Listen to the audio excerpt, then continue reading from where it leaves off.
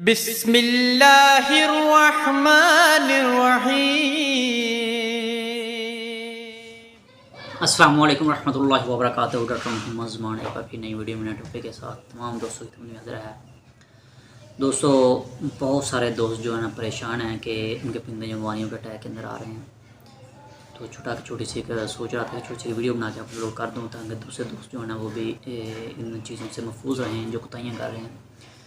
जैसे कि आपको पता है कि अभी बस और गर्मी का इशू बहुत ज़्यादा मसला आ रहा है और साथ में एकदम से पता चलता है कि जनाब मौसम ख़राब हो गया, बारिश आ जाती है, नमी हो जाती है। तो इस हवाले से दोस्त जो है ना वो बहुत ज़्यादा कोताहियाँ कर रहे हैं कि अपने पिंदों को जो ना बारिश के अंदर जो है ना उनका बिल्कुल केयर नहीं कर रहे। तो जनाब ये जो हबस का मसला है, एक तो जहाँ पे अपने पिंदे खड़े किए हुए थे, आप जब बारिश वगैरह होती है तो आप अपने पिंदे खड़े करते हैं, यार मौसम ठीक है तो यहाँ पे खड़े करते हैं। तो जैसे बारिश वगैरह रुक जाती है तो एकदम से जो है ना वो हबस हो जाती है। तो पिंदे जो है ना उनको अटैक आ रहे हैं उनके गर्मी के हवाले से। तो बेज़ुबान है, वो बता तो नहीं रहे, लेकिन उनके जिगर के इशूज़ आ रहे हैं, उनके दिल के धड़कन का इशूज़ आ रहे हैं। तो एकदम से पता चला यार हमारा शायद पिंदा एक्सपायर, उनका फेस ब्लैक हो गया था या वो बैठे बैठे एकदम से जो है ना वो एक्सपायर हो गया। तो कोशिश करें कि एक तो आप बारिश के अंदर पिंदों को ना खुला ना छोड़ा करें, और दूसरा ये है कि जब बारिश ख़त्म हो जाती है तो तब अपने पिंदों को फ़ौरन जहाँ पे आपने बंद किया वहाँ पे देखे ज़्यादा हफ्स तो नहीं है, क्योंकि जब बारिश रुकती है तो हवा वगैरह की वगैरह नहीं चाह रही होती तो एकदम से बारिश फ़ौरन बाजी वापस हो जाती है।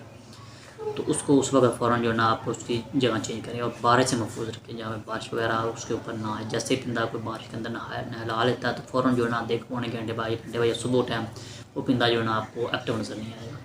ये बहुत ज़्यादा जो है ना मुझसे दोस्त रब्ता कर रहे हैं, क्योंकि जैसे ही दोस्त मुझसे व्हाट्सएप के ऊपर रब्ता करते हैं ये हमारे पिंदे को ये इशू आ रहा है, ये इशू आ रहा है, तो फिर मेरी कोशिश होती है कि दूसरे दोस्तों को वक्त से पहले आगाह कर दूँ। तो ये एहतियात जो है ना बहुत ज़रूरी है, बहुत ज़रूरी एहतियात है, क्योंकि ज़्यादातर 90% तो जो है ना अभी परिंदे जो है इसी वजह से ही बीमार पड़े हैं।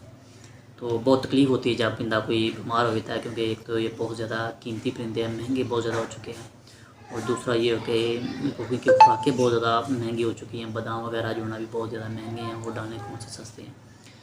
तो डाल के जो है ना थक जाते हैं, पूरा एक्टिव और हेल्दी करके पिंदे को खड़ा करते हैं, फिर एक छोटी सी कुताई की वजह से जो है ना उनका पिंदा जो है ना वो ज़ाया हो जाता है, बीमार हो जाता है। जब 1-2 दिन में बीमार पिंदा है तो ज़ाहिर फिर सारी खुराक उसकी ज़ाया हो जाती है, फिर नए सिरे से आपको स्टार्ट लेना पड़ता है।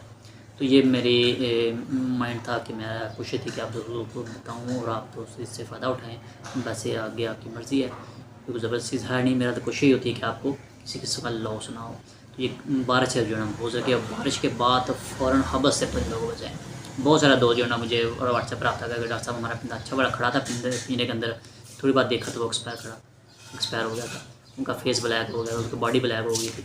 तो ये जो है ना उनकी दिल की धड़कन वगैरह का इशू आ रहा है और जिगर उनका काम करना छोड़ रहा है सिर्फ हबस की वजह से।